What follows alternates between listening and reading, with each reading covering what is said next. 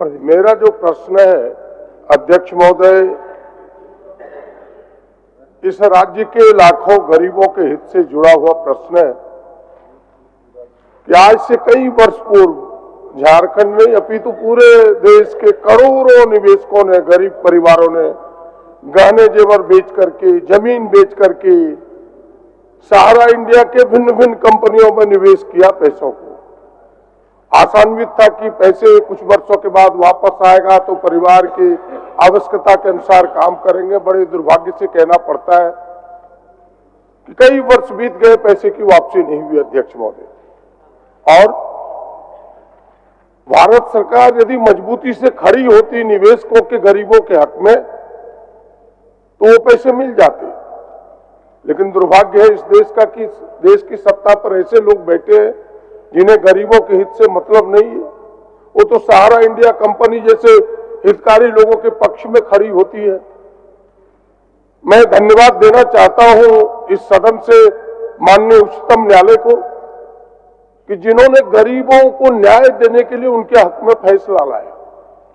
जिस फैसले का जिक्र इस उत्तर में किया गया है अध्यक्ष महोदय, लेकिन इस फैसले के भी यह जो आदेश आया अध्यक्ष महोदय 29/3/2023 को पारित हुआ। 2 साल बीत गए। 2 साल बीत जाने के बाद भी अब तक झारखंड के निवेशकों को पैसे की वापसी नहीं हुई। मेरा ये महत्वपूर्ण प्रश्न है अध्यक्ष महोदय।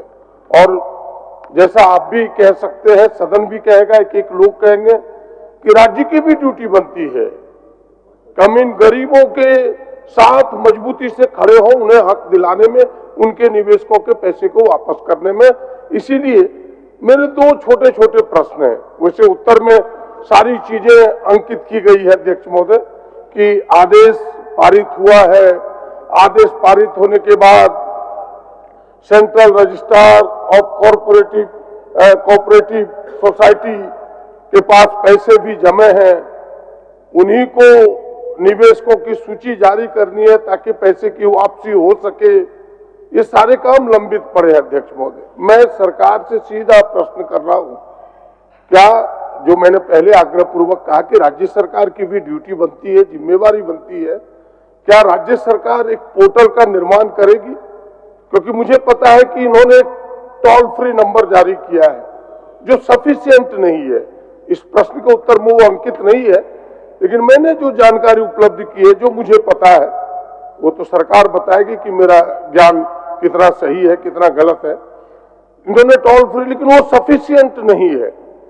सरकार एक पोर्टल बनाए। मेरा आग्रह होगा जिस पोर्टल में यह जो निवेशक है, जिन झारखंड गरीबों ने, निवेशकों ने पैसे को निवेश किया है, वो उसमें अपने नाम को अंकित कर सके अपने पूरे प्रमाण के साथ कि हमने कितना निवेश किया है, ताकि सरकार इन नामों को सूचीबद्ध कर सके। पहला मेरा प्रश्न है, क्या सरकार ऐसे करेगी? ये मेरा पहला प्रश्न है। माननीय मंत्री महोदय, माननीय ध्यानाकर्षणकर्ता प्रदीप यादव जी ने ये जानना चाहा है कि निवेशकों की जो राशि है और उस राशि को भुगतान कराने के संदर्भ में राज्य सरकार ने क्या दायित्वों का निर्वहन किया है। और आपने एक सुझाव भी दिया है कि इस तरह का पोर्टल राज्य सरकार के द्वारा बनाया जाए जिसमें जितने लोगों ने निवेश किया था उनका नाम, उनकी सूची आ जाए। मैं समझता हूं कि यही भावना आपकी। महोदय, मैं आपके माध्यम से माननीय सदस्य को यह जानकारी देना चाहता हूं कि सहारा इंडिया के विभिन्न कोऑपरेटिव सोसाइटी में झारखंड राज्य के निवेशकों द्वारा निवेशित राशि वापस करने एवं शेष भुगतान की जाने वाली राशि के संदर्भ में हम लोगों ने central registrar of cooperative society को कई बार पत्र लिखा है। महोदय, मैं उसकी जानकारी भी माननीय सदस्य को देना चाहता हूं कि एक तो 16/12/2022 पत्रांक भी है, 17/4/2023 22 जून 2023, 15 दिसंबर 2023, 9 फरवरी 2024 और 30 जनवरी 2025। महोदय, ये हम लोगों ने, राज्य सरकार ने 6 पत्र लिखा है, लेकिन अभी तक उसका कोई जवाब महोदय नहीं आया है। हम फिर संबंधित संस्था को स्मारित करेंगे कि राज्य हित में आप वो सूचनाएं राज्य सरकार को दें। मैं थोड़ा आगे भी बढ़ के कहना चाहता हूं, ये बात तो मैंने सोचा है कि जब 6 पत्रों का उत्तर नहीं आया तो क्यों ना हम राज्य सरकार के संबंधित अधिकारी को एक बार व्यक्तिगत रूप से दिल्ली भेजें और central registrar of cooperative society से यह अनुरोध करें कि 6 पत्र हम लोगों ने लिखा, अभी तक आपका जवाब नहीं आया है, आप बताएं कि आगे की कार्रवाई आपके द्वारा क्या की जा रही है। और एक चीज आपने ये जो जाना चाहा है या फिर जो सुझाव आपने दिया है, आपने ये जो सुझाव दिया है कि पोर्टल एक ऐसा सृजित किया जाए जिस पर सभी निवेशित अपने बारे में विस्तार पूर्वक कह सके। महोदय, मैं माननीय सदस्य को ये बताना चाहूंगा कि यदि राज्य सरकार के पास निवेशकों का कोई सूची नहीं है, तब हम ये प्रयास करेंगे कि इस प्रकार की व्यवस्था की जाए ताकि सभी लोगों के बारे में विस्तार पूर्वक जानकारी सरकार को भी प्राप्त हो। अध्यक्ष महोदय, मैंने सरकार को सहयोग करने का ही प्रयास किया है। बिल्कुल बिल्कुल। मैंने ये कहा कि आपके पास सूची है नहीं, अगर सूची है तो सरकार कहे कि नहीं मेरे पास सूची उपलब्ध है, पोर्टल की कोई आवश्यकता नहीं है।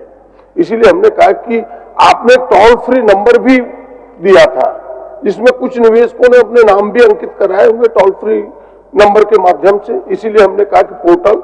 और दूसरी बात, मैं भी वही बात चाहता हूं कि आप 2 सेक्रेटरी स्तर के नोडल पदाधिकारी नामित करें जो इस समस्या के लिए सीरियस हो, गंभीर हो और इस पर लगे। और मैं कह सकता हूं आपके दावे के साथ, जिस दिन सरकार 2 सेक्रेटरी स्तर के पदाधिकारियों के इस काम के लिए नामित करेगा और उनके कदम कोऑपरेटिव रजिस्ट्रार के यहां जिस दिन पड़ना शुरू होगा, जो 6 पत्र आपने दिए, अगर 6 बार उनके यहां घंटे लोगों ने बजा दिया तो इस काम को आसानी मिलेगी, झारखंड के हक में दिला पाएंगे। ये मेरा विनम्र आग्रह होगा। और क्योंकि आपके नियंत्रण में है नहीं वो मुझे पता है, आपको भी पता है कि नियंत्रण भारत सरकार का है, लेकिन हम अपने हक में, क्योंकि आपने देखा होगा कि मुख्यमंत्री जी ने अब भी कई बार घोषणा किया कि सहारा इंडिया के निवेशकों को हम हक दिला के रहेंगे, यहां तक कि मैनिफेस्टो में भी इसे शामिल किया गया है। झारखंड मुक्ति मोर्चा गठबंधन की सरकार ने मैनिफेस्टो में भी डाला है। जब ये चीजें डाली है तो हम सबकी ड्यूटी बनती है उसके पक्ष में मजबूती से खड़े हो और प्रयास ऐसे हो जो सार्थक हो, जो दिखे, केवल मैंने खाना पूर्ति के प्रयास ना हो। इसीलिए हम 2 पदाधिकारी सरकार नामित करे, उत्तर तो दे कि भाई 2 पदाधिकारियों को हम नामित करेंगे और पोर्टल का हम निर्माण करेंगे। महोदय, यद्यपि माननीय सदस्य ने किसी पदाधिकारी को नियुक्त कर केंद्र सरकार के संबंधित एजेंसी से बात करने का आग्रह नहीं किया था, इसके बाद भी आपकी भावना और जो हमारे सरकार की भावना है, हेमंत सोरेन जी की नेतृत्व वाली सरकार की भावना है कि जो निवेशक जिन्होंने पूंजी का निवेश किया वो पैसा दिलाना ये हम सबों की जिम्मेवारी है। इससे इतना तो स्पष्ट हो गया कि 6 पत्र लिखने के बाद भी कोई जवाब उधर से नहीं आया है। हमारे जो निवेशक हैं उन्होंने कितनी पूंजी लगाई है इसके बारे में हमारी कोई सूचना नहीं है, सारी सूचनाएं उनके पास है। हम उनसे मांग रहे हैं, उन्होंने नहीं जवाब दिया है, इसीलिए मैंने अपनी ओर से ये निर्णय लिया है। अब वो पदाधिकारी अधिकारी की संख्या 1 हो या 2 हो, 2 भी जाएंगे तो उतना ही प्रभावकारी होंगे, 1 भी जाएंगे तो उतना ही प्रभावकारी होंगे। मैं ये कह रहा हूं और मैं निर्देश भी दूंगा राज्य सरकार के संबंधित अधिकारी को कि वह जाए और विस्तार से वहां से सूचनाएं प्राप्त करके लाए।